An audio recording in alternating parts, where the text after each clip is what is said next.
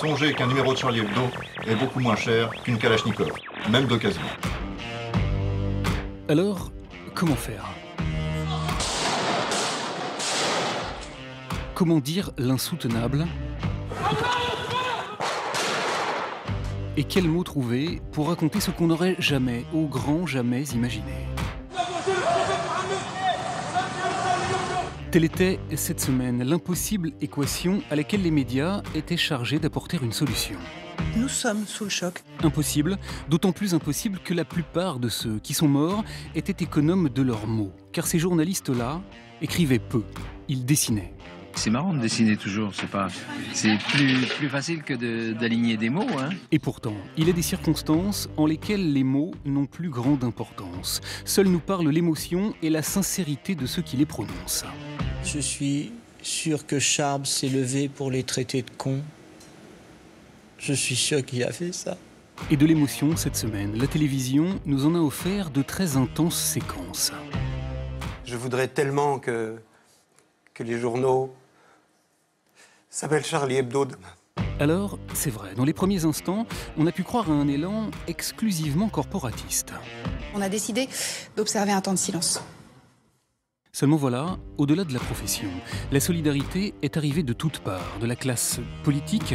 On est tous solidaires de Charlie Hebdo. À la communauté religieuse. Leur haine, leur barbarie, il n'y a rien à voir à l'islam. Pour finalement gagner toute la nation. C'est un peu nos frères.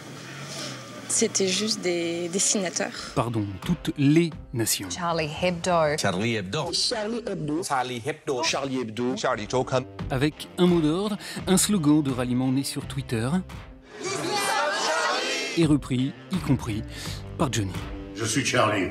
Du coup, devant ce mouvement sans précédent, les médias se sont demandé pourquoi. Pourquoi notre émotion avait été si vive. C'est Robert Badinter qui s'est chargé d'apporter une partie de la réponse.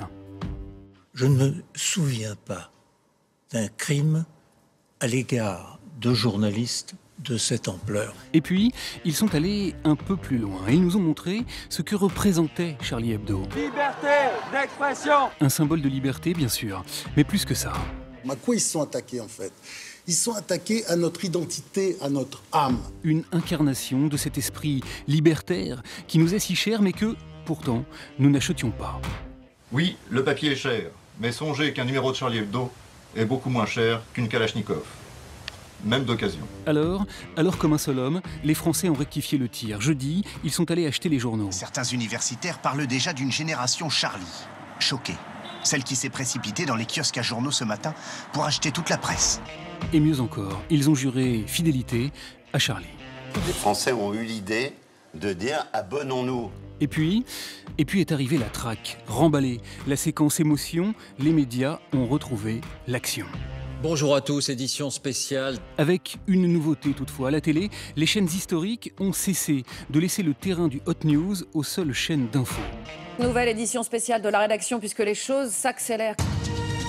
Breaking news, mon vieux, édition spéciale, y compris sur TF1, qui en a avancé lors du Pernod. Mesdames et messieurs, bonjour, édition spéciale exceptionnelle. Il faut bien dire que la situation était proprement inimaginable. Inédite aussi pour les forces de l'ordre, avec 2 fronts. Voilà pourquoi, ne sachant plus vraiment où donner de l'écran, toutes les télévisions ont pris le parti de le couper en deux, jusqu'aux assauts qui, finaux, ont eu la bonne idée de se dérouler à quelques minutes d'intervalle. Le preneur d'otages ouvre le feu.